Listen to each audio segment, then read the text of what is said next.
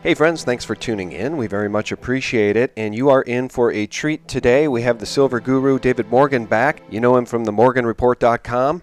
You'll want to check out themorganreport.com to sign up for his newsletter. David joins us right now. David, how are you?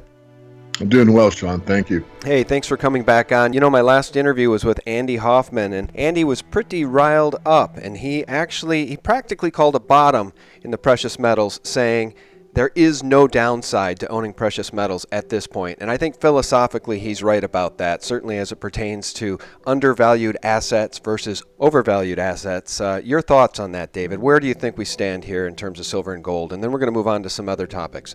Well, I think he's probably right. I mean, I've called the bottom and put my neck out there as usual. That the bottom actually occurred at the end of 2015. Yeah. And I really didn't think we'd see what's referred to now as a 14 handle, meaning we traded in the $14 range. But we did recently on this washout spike low that took place here over the last couple of weeks. But I do think that's it. I do think the bottom is in, and I do think that there's very little risk buying any commodity, especially precious metals, under the cost of production for most of the major miners. You've got to remember that in the commodity world, if you can buy something that takes a lot of thought, effort, and capital to bring above ground, and you can buy it for less than the best in the world can do it for, you've really got a bargain. All you really have to do is have some patience. So, going back years to 1997, I mean, I would argue that Warren Buffett was probably the best silver miner on the planet. He mined, 130 million ounces of fine silver off of the exchange, and the only mining problem he had was moving it from the CME to London. So, the idea is very sound. If you can buy any commodity, especially the precious metals under the cost of production, you should just buy it. And whether you buy it at 14, 15, 16, if you buy it under 18 to 20, you're buying silver at a bargain. If it gets to 13, I apologize. I was wrong. The bottom isn't in, but I really doubt that. Spike lows are very typical of the silver market. We've already had that. And I think we're ready to move on. I don't think it's instantaneous, Sean. I think we're going to have to kind of wait out the end of this year, barring a black swan, and then to 2018 onward, especially what you have emphasized again and again and again with the burning phoenix, with the cash at its feet, burning with the gold medallion around its neck, and whether that's a cryptocurrency or a physical gold piece or something in between that's a hybrid between a crypto/gold-backed currency remains to be determined, in my view. Nonetheless, I think we're getting near the end of this monetary system. We can see it in a lot of different ways. You're referring to the 1988 cover of The Economist magazine, which I'll put up on screen here for folks to see here. And the point of that magazine is that it's a 30-year prediction of, well, what's shown on the cover there, David? Burning fiat currency. And that's the theme moving forward. No matter what system comes next, if you have physical, tangible assets, precious metals in your hand, you're going to survive a lot better than those who don't. So the question is, are we going to have honest money moving forward, or are they just going to brainwash us all into accepting digital currency? Well, there's no doubt in my mind that the big picture is going to be all electronic digital currency and wiping out the cash market. And people that don't really understand the globalists don't understand not only the power that they have, but where their playground is. Their playground is nation states. I mean, if you look at the India cashless system, that's basically a trial balloon for the globe. Right. I mean, they're just basically playing with that whole sector, which is a huge population base, as we both know. And most of those people are, quote unquote, undocumented. What do I mean by that? What I mean by that is they're not in some electronic format system where they have a number attached to them as a human resource like you have throughout the Western Empire. So that was the main thrust, not only to get them off of the cash system, but also to itemize their resource, meaning the human being that's in that part of the world, in India. So this is what's going on. I mean, you can look at Sweden as another example, but I don't want to go too far down this rabbit hole. What I would like to emphasize is that's the thrust. And the solution is absolutely the opposite, which means all we need to do, and I say all we, which means the majority or a lot more than now, is to do the opposite of what they want. Quit using your credit card. Quit using anything but cash. if we all went, which is a physical reality. I'm anti-fiat, as anyone that's ever listened to me more than 5 minutes knows. But nonetheless, a piece of paper is a tangible thing. So if we moved where, a great amount of cash traded hands, this is the exact opposite of what the bankers want. As you said, the fiat is burning at the feet of the phoenix. Well, if everyone, not every, but as many more people than use cash now started to use cash, that would definitely throw a wrench in the system. And they can't eliminate cash altogether overnight. It's impossible, especially the US dollar, because the physical reality of the piece of paper that I'm referring to is ubiquitous throughout the world. That's why when we did the Silver Manifesto, we showed how many currencies have failed around the world since 1990. And I forget the number, Sean. It's like in the 30 or so. And yet the reasons they didn't fail is because they all had pieces of paper with U.S. Federal Reserve notes that they used in place of their local currency, and thus they just moved from one to the other. And that's what's so upsetting this time, is because when we face that moment in time, which we're rapidly approaching, where are we going to be? Are we all going to be on a globalist farm, an electronic database that everything is controlled by them? Or are we going to resist in some way, shape, or form? And the easiest way to resist is actually to use a cash basis transaction situation. And very few are prepared for that. But nonetheless, it would definitely slow things down. Yeah. Yeah, they want to take away our cash just like they took away our gold and silver. And I'm very concerned about the rollout of 5G technology and the Internet of Everything, where everything, literally everything, will be tracked and traced. Max Egan is going to be on soon to talk with me about that and explore it, because I want people to wake up to the fact that they are actually moving us toward this brave new world, and they're going to try to sell it to us through sexy technology. And the young kids, the youngsters, are going to accept it as sexy technology. So they'll probably be more willing to go on this electronic plantation. And that's the fear, because as you know, David, they're trying to control everything. They're trying to control our food through geoengineering. They're trying to control our water and put fluoride in the water. There's even a move among some corporations to classify water as not a human right, to make people have to pay for clean water. And those in the third world can't afford to pay for clean water. So it's just a control mechanism. Money's a control mechanism, and all of these other things are becoming control mechanisms too. Our food, our water, the environment. What are we to do? Absolutely. Well, first of all, we need to talk about it. So people have to be educated, and not take my word for it, your word for it, but certainly do your own research. And with the internet, really, it isn't that difficult to determine with some discernment what's real and what isn't. So that's number one. Once you're convinced, then you've got to take some action, whether it's writing a blog or telling your neighbors or whatever. I mean, that's an action. But the resistance, basically, I'm very much of a volunteerist. I think you need to get people to not only awaken, but take action in some form. And basically, we discussed before the show what we wanted to do. One, I'm glad you mentioned the Internet of Things. And the guest that you mentioned is certainly one that I have high regard for, and I think it's great that you're doing that. You've done such a great job of staying with the flow, Sean, of all these rapid changes that are thanks. taking Well, you place. do too. It's just hard to keep up. I think that's the bottom line, and that's why I want to cover 5G. I want to cover AI, because these things. I just interviewed a senior software engineer from Intel, and he's concerned about these things because he knows that the ball is rolling so fast it can't be stopped. So they are going to take us into this brave new world, whether we like it or not. And I think it's just very, very scary. And yeah, in your outline that you sent me about things to cover today, we talked about GMO foods. Let's talk about water, the control of water. But you even mentioned geoengineering, which I've never heard you talk about before, but I'm glad you're concerned about it too, because they're spraying the skies. And the stuff they're putting in the skies is not healthy for us. It's not healthy for the water or the plants. It's not healthy for the environment, but they're doing it anyway. So we kind of have this runaway deep state that's in control of everything, and they're just doing whatever they want. Absolutely. And I'm going to take a political slant on this. And believe me, I hate politics, but you can't avoid it. So you have to address it. You can't run and hide or put your head in the sand over it. There's been a lot said, pro and con, obviously con against Trump from the mainstream media. My view on it is, if you look back in what I wrote in the Morgan Report, I know I don't have a lot of paid members that listen to this, and I'll give a lot for free, and I always have. But it's sort of like the pendulum. I mean, the pendulum swings left and right. And as long as it maintains within that boundary, there's really not much harm to be done. Certainly, in my view, from my slant of being basically a voluntarist and thinking limited government to no government is where I personally stand. Regardless of that, as long as the boundary between the two extremes are not exceeded, I think Trump is good to go.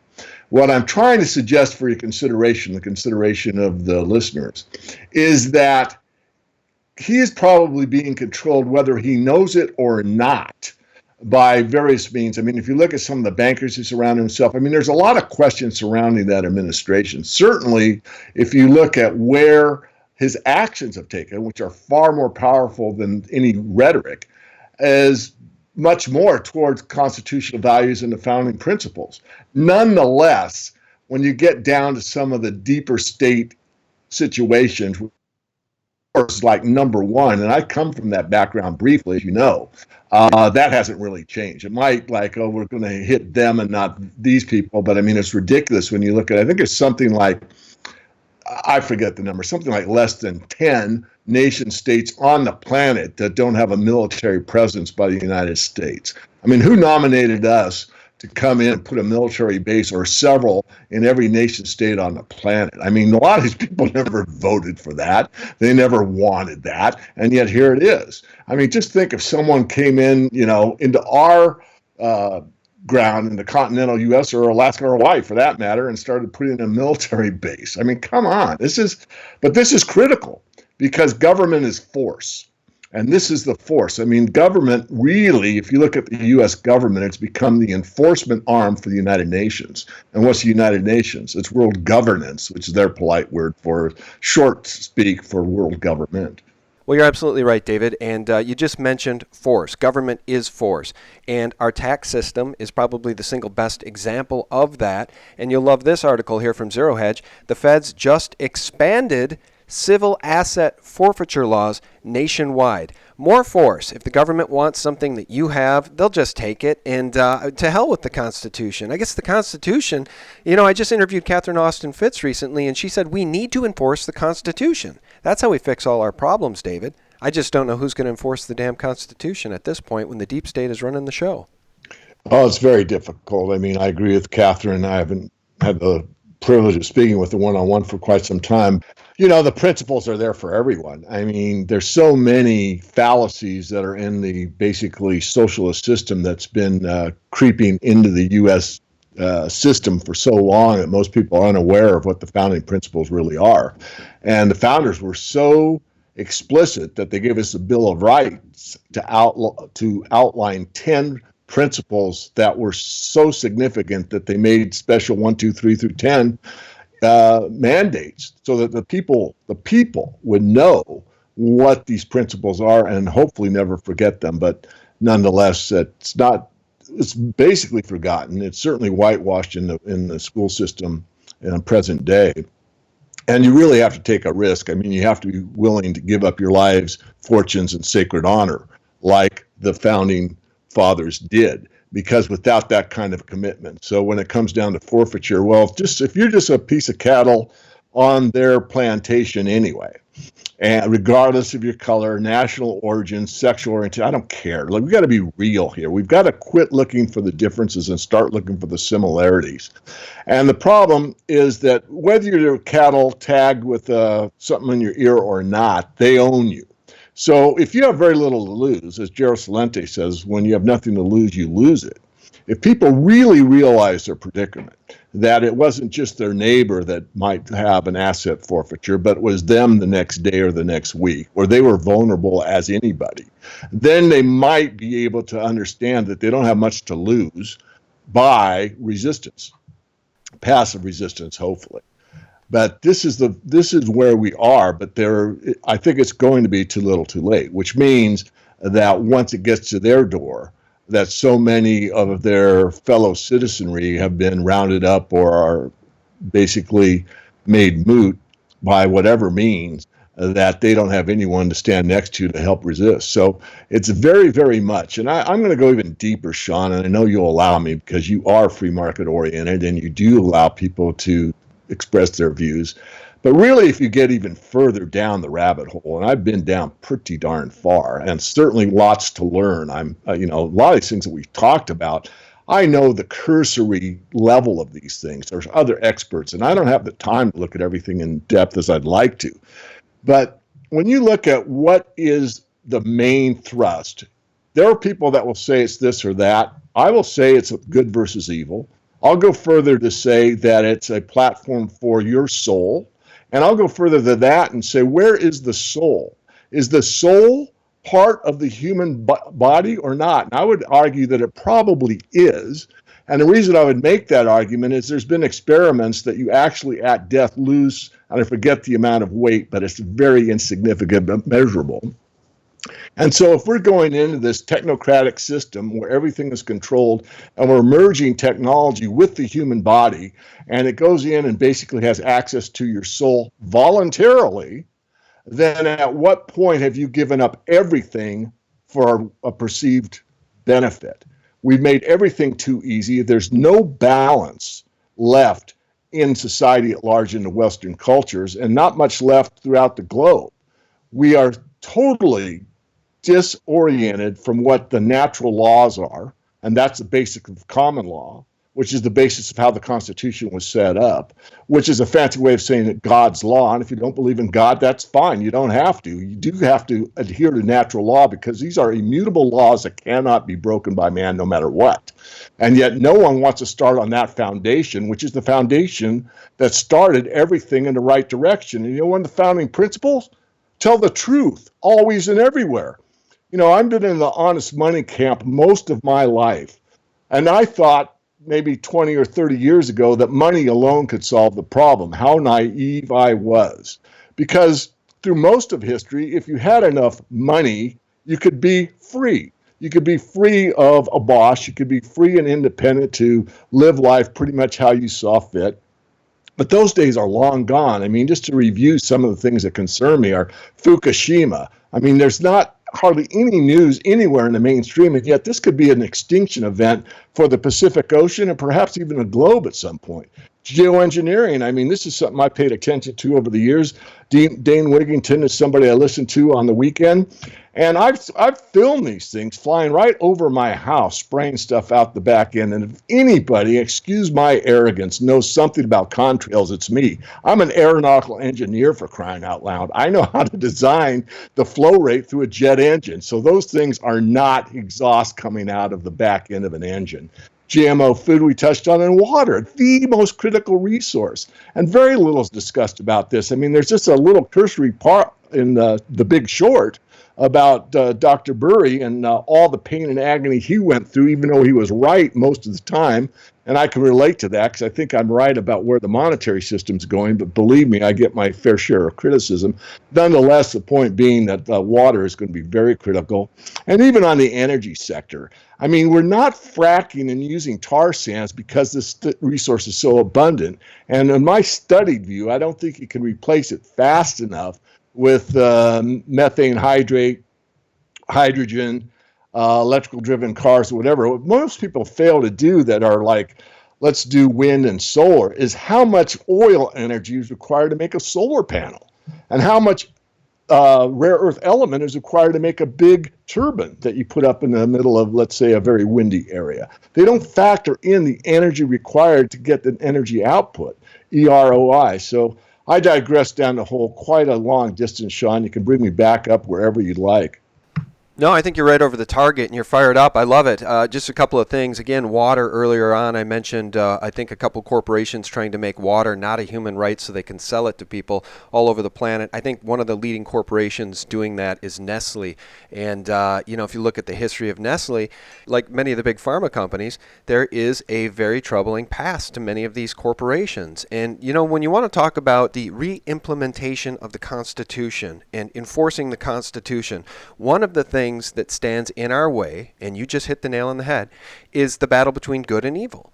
And I'll just leave you with one last example of that. I just did a video that I released on Wednesday night, David. 2 attorneys down in Florida have filed a lawsuit against the DNC and Debbie Wasserman Schultz for rigging the DNC, the Democratic Party election, in favor of Hillary, and now bodies are dropping. all over the place in Florida. And Elizabeth Beck was just on InfoWars, and she broke down crying because she's tying all of this stuff together. A lot of these deaths are related to the Mayo Clinic, to organ harvesting.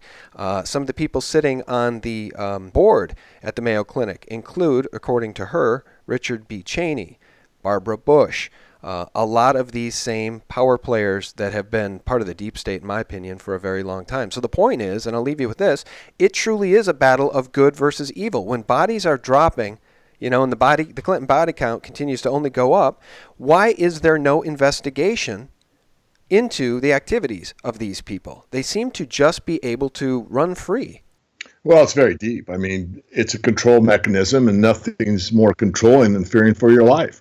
I mean, going back to what I said earlier, the people that were roused, in my studied view, with the speech that was given, as for you gentlemen, I do not know, but as for me, give me liberty or give me death. I mean, that was basically the turning point where the farmers were sitting there listening to this oratory and deciding that, they were going to put up with this nonsense of being overtaxed or over-controlled by the king because they didn't really want to spill their blood, or it wasn't, it was tolerable enough. And after that rousing speech, as for you, I do not know, but as for me, give me liberty, give me death, it changed the whole thing in my, again, studied view. So they were willing to give up their lives, fortunes, and sacred honor to defend the principles that founded the country. Taking that to today's world, Sean, these people that are willing to do what these people you outlined have done may not at the time have realized they basically put their lives on the line. That's my opinion. But I can no, you're right. No, you're 100% right. Yeah. And that's why Elizabeth Beck broke down in tears on the in the InfoWars interview, because she fully realizes, and she didn't, I don't think, getting into this. I think she's an honest person who's like, oh, there's corruption at the DNC. Let's fix this with a lawsuit. And we're going to get this all above board, and we're going to, the law will help us fix these problems. And now she's realizing how deep in she is as people are dropping dead all around her, and she's terrified. But you've laid out all of the amazing connections. And then you started laying out Bush connections. You started laying out other connections down there in Florida that I didn't even think about until today. When you started doing this research and turning up this dirt, were you as shocked as I am right now? Yes. So what do you think the deal is? Where do you think the connection here lies? Do you think, or do you think that this is just a coincidence that now not only Barrington Wisenhunt is no longer with us, but now also Peter Smith and Klaus Eberwein, who happen to be in the States? I don't know what's going on. I don't know what's going on. You're very emotional right now. I can honestly understand that. The other day, I'm just a lawyer here. I don't know what's going on. I said on Twitter the other day when I heard about Peter Smith, I think that was Friday, immediately I started thinking about you and Jared, because you guys are really sticking your neck out there. I mean, this is no joke. Exactly, as she should be. And yet these are the kind of people we need. We don't need a ton of them, but we need enough of them.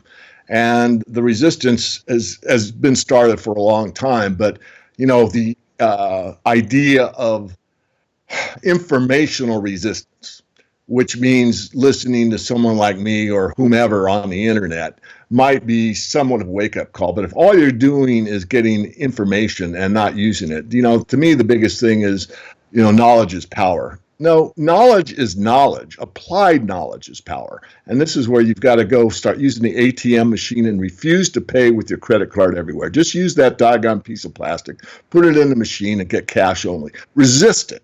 Use cash everywhere. I mean, that's just a thing you can do. And certainly I don't have all the answers, but I have a lot of information.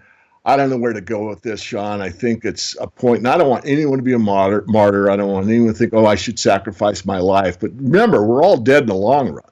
And when you do the, 80-year experiment, when you're 80 years old rocking your rocking chair and you see everyone's on the plantation as a electronically controlled piece of meat that's transhuman, and you think back to what you might have, could have, should have done. That's right. As your great-great-grandchildren are sitting there in nothing more than a robotic form with some kind of biosystem attached to it. I mean, this is the idea that was being pushed on us. And thinking to yourself, I coulda, shoulda, mighta. I don't want to be one of those people that coulda, shoulda, mighta. I want to, and am I have my neck out? Sure, I have it, but probably not as far as you do. I mean, you do those interviews all the time, but they need to be done. And then there needs to be furthered by more people spreading the word and taking action. Just one resistance move, per person would have a great impact. We don't understand what we the people are. We the people are the people with the power. And look at what they want the most, a cashless society. So that would be my take. Let's go the opposite. Let's do cash for everything. Yep, I completely agree with you, and these are very complex issues. You gave us quite a few good quotes there from founding fathers. Give me liberty or give me death was from Patrick Henry, and we have many good ones over at thelibertymill.com. The price of freedom is eternal vigilance, and that was Thomas Jefferson. Right at the top of the page, you'll see a new quote every time you log in, and it's just very important. People need to be engaged in this fight, and my prayers and prayers of protection go out to Elizabeth Beck and her husband Jared down there in Florida. I would hope that the Oath Keepers would get involved in trying to protect them. Elizabeth and Jared tried to file for protection through the federal government in the marshals, and they were told that there aren't enough resources to protect them. It's just a very, very scary time. And one last thing there, David. You mentioned the King of England. We're talking about resisting against all of this tyranny, which takes us right back to the founding fathers. Look at the silver coins, guys. In Canada, in Australia, and in the UK, whose image is on those coins? The Queen of England. She still wields quite a bit of power. So I think the powers that we fought against in the times of the founding fathers are many of the same powers that we need to resist today, David. Absolutely. Well, Sean, thank you so much. Remember, I have 2 newsletters, a paid and a free one. Anyone that wants the free silver price forecast for 2017, just go to themorganreport.com, give me a first name and an email, and I'm happy to send that to you. All right, very good, guys. Do check out David's website, themorganreport.com. Our guest has been David Morgan. David, thanks so much. And guys, thank you so much for tuning in for Real News 24/7 at sgtreport.com. God bless. They will chip you. They will take your kids and use them for pedophilia. They will try and make pedophilia legal. So we're talking about a group of people whose values are what we would define as completely Luciferian. If you let them tear up the Constitution, any decent life that you've ever known, you can just kiss it goodbye.